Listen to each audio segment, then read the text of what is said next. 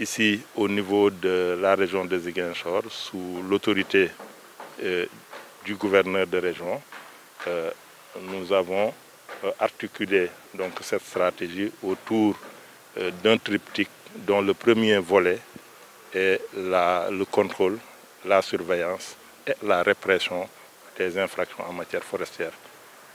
C'est ce qui nous a permis durant ces 6 derniers mois de faire en collaboration avec les autres forces de défense et de sécurité les saisies importantes que vous avez vues ce matin et qui sont estimées à environ 300 millions de francs CFA. L'impact est, disons-le, très négatif, dans la mesure où les forêts, la région de Ziguinchor occupe une place importante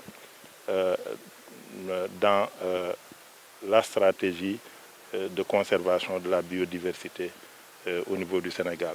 C'est une région qui a un important potentiel forestier avec une couverture végétale d'environ 63% de la superficie régionale, une richesse en termes de diversité biologique.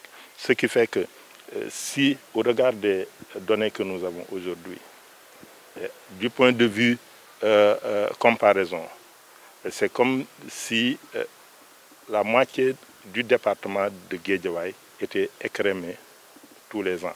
Ça veut dire que vous prenez la moitié du département de Guédiawaye et vous recensez l'ensemble des espèces qui présentent une certaine valeur du point de vue écologique, une valeur commerciale, vous les enlevez et vous laissez le reste. C'est à cela que ça correspond. Ce qui fait que le trafic de bois au niveau de la région de Ziguinchor est l'un des facteurs les plus importants en termes de dégradation, d'érosion de la biodiversité au niveau régional. Donc voilà un des impacts donc de ce trafic de bois.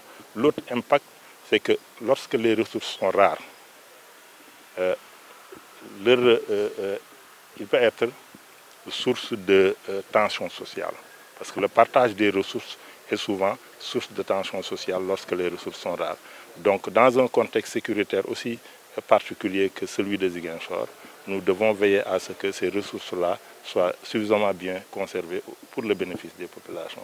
Et c'est pourquoi nous appelons ces populations-là à plus de collaboration pour nous permettre d'endiguer ce phénomène donc, de trafic de bois qui, comme je l'ai dit tout à l'heure, impacte de façon négative et de façon très significative les ressources forestières de la région de Ziguinchor.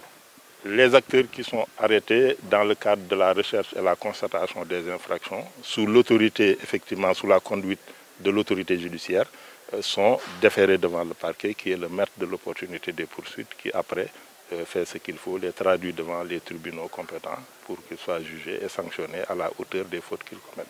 Absolument. Et, le trafic de bois au niveau de la région de Ziguinchor est caractérisé par deux aspects. Le premier aspect, c'est le trafic intérieur. L'autre aspect est le trafic international qui est beaucoup plus difficile à endiguer par le service des eaux et forêts compte tenu donc, de la modicité des moyens qui sont à notre disposition, mais également compte tenu du contexte sécuritaire que j'ai évoqué tout à l'heure. Au niveau, par exemple, de la zone, de la partie nord du département de Bignona, donc la partie frontalière avec la Gambie, est une zone qui aujourd'hui est difficile d'accès compte tenu du risque que cela représente pour nos agents.